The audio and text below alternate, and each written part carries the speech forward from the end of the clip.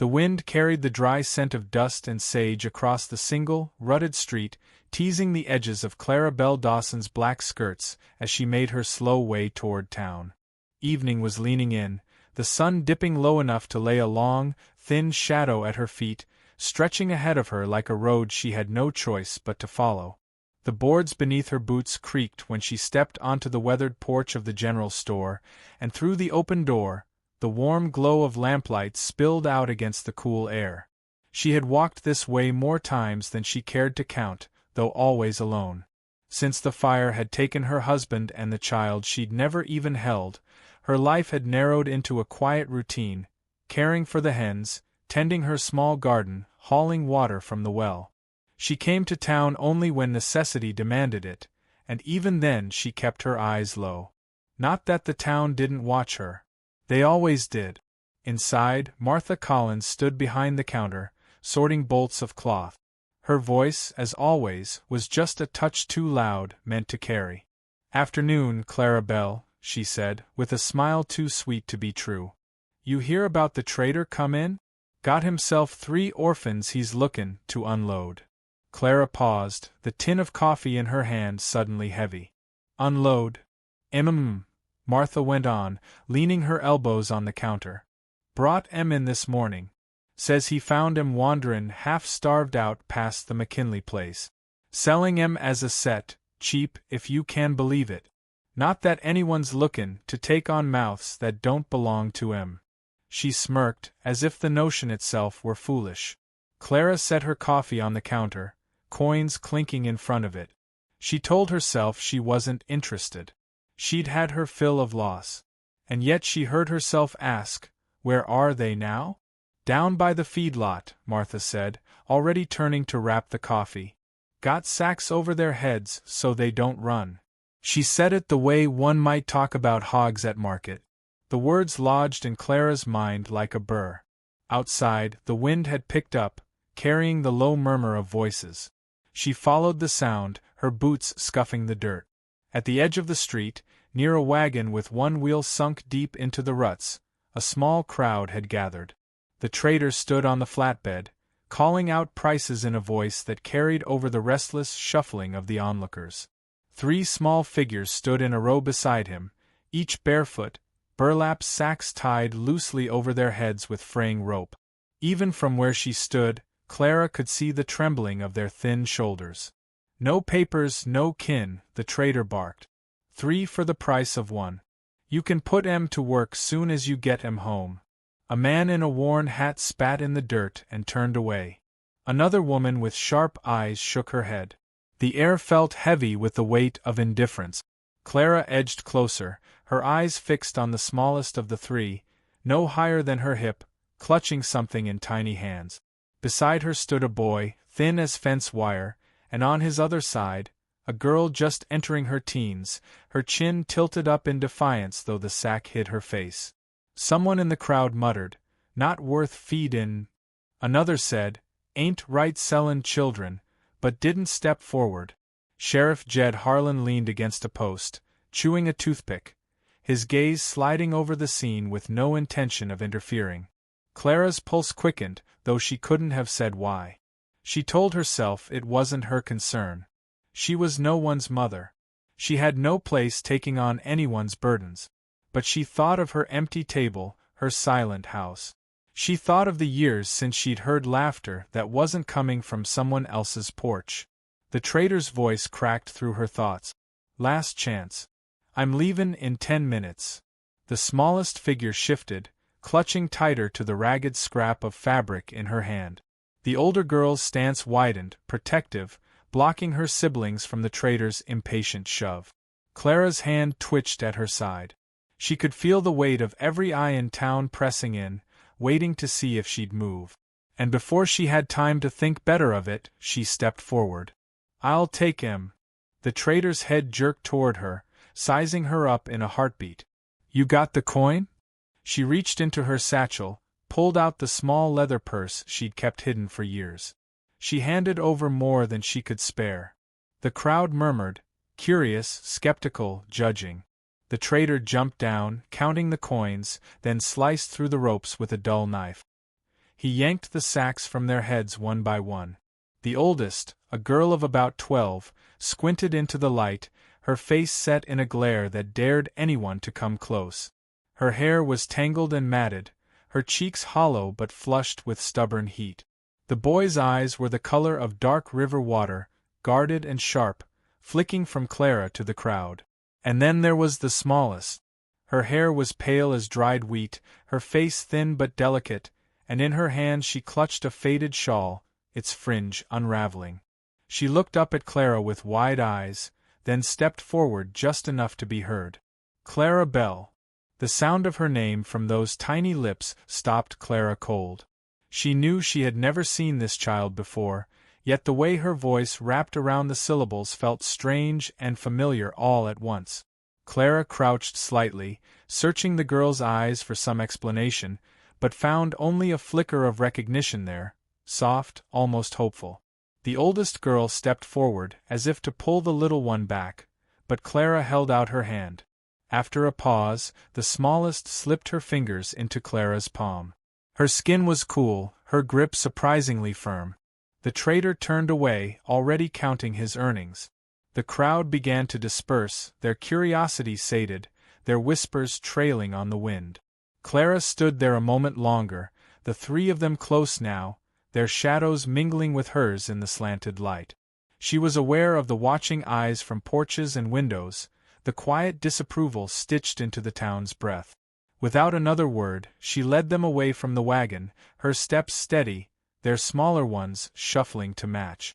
The dirt road stretched ahead, leading toward the edge of town where her house waited, a place that had been empty far too long. Behind her, the murmurs faded, replaced by the rustle of the wind through brittle grass.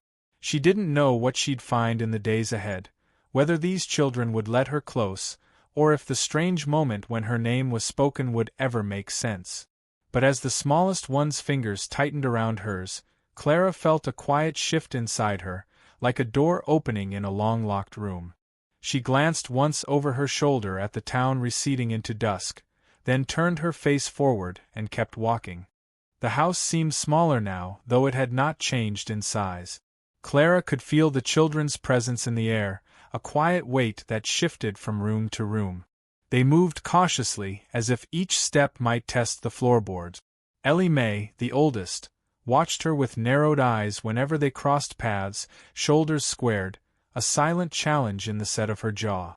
Tommy Lee was more like a shadow than a boy, slipping into corners, hands buried in his pockets, gaze sliding away when she looked at him.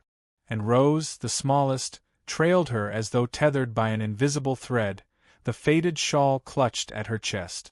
The first night was stiff with unspoken boundaries. They sat at the table in silence, the lamplight catching on the rim of their tin cups. Ellie pushed her food around her plate without eating much. Tommy took only a few bites before setting his fork down.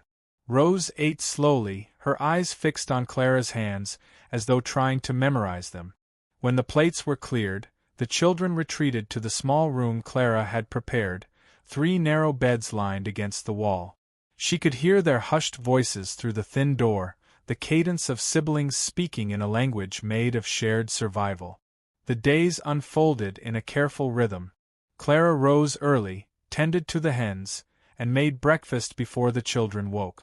Ellie insisted on helping, though the offer came laced with defiance rather than gratitude, as if she meant to prove she owed nothing. Tommy stayed near the window, studying the hills in the distance. Rose followed Clara into the garden, pointing with small fingers at sprigs of mint and wildflower buds. Clara didn't press them with questions. She had learned long ago that silence could be a kind of shelter. Jonah McGraw came by one afternoon, bringing flour and a sack of potatoes from the mill. He stood at the gate, his tall frame outlined against the pale sky, and offered her a quiet nod. His eyes moved over the porch where Rose was sitting, humming to herself, then toward the open window where Ellie's face briefly appeared before vanishing. He didn't ask about the children, and Clara didn't volunteer an explanation. That was Jonah's way. His kindness lived in what he didn't say. As the week wore on, small acts began to weave themselves into something almost like trust. Clara mended a tear in Ellie's dress and left it folded at the foot of her bed without a word. The next morning, Ellie was wearing it, though she didn't meet Clara's eyes. She left a heel of bread beside Tommy's plate one evening. Later she found the crumbs swept neatly into the corner of the table, the plate cleaned to the last bite. Rose began humming in the kitchen while Clara worked, the tune light and repetitive like a memory looping. One evening, after supper, Clara was shelling peas by the window when she noticed Rose watching her. The little girl's head tilted, as if she were listening for something beneath the sound of the peas dropping into the bowl. Then, without prompting, Clara began humming a melody she had not thought of in years, a tune her mother used to sing while folding linens. Rose's eyes widened, the corners of her mouth lifting into the smallest of smiles. "You know that song," Clara said softly. Rose nodded, clutching the shawl tighter. "Mama sang it," she whispered. "She called it Clara Belle's Song." The words landed with quiet force. "Why?" Clara asked, her voice no more than a breath. "She said, if I ever got lost, if bad men took us, to find Clara Belle. She said you'd be kind." Rose's voice trembled, and she looked down at the fraying fringe of the shawl.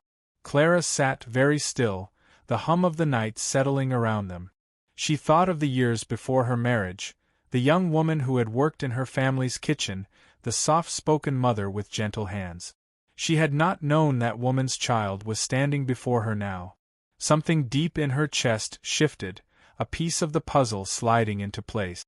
Not all moments of revelation arrive like lightning. Some come quiet, on the breath of a child's voice. Clara reached out, brushed a stray hair from Rose's forehead, and said, "You're safe here."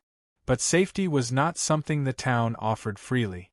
Rumors began to coil through the streets, carried on the sharp tongues that had always found Clara an easy target. Martha Collins was the loudest, saying Clara had bought herself a family, to make up for the one she'd lost. Some muttered that she was keeping the children for labor, that no widow living alone could offer anything better.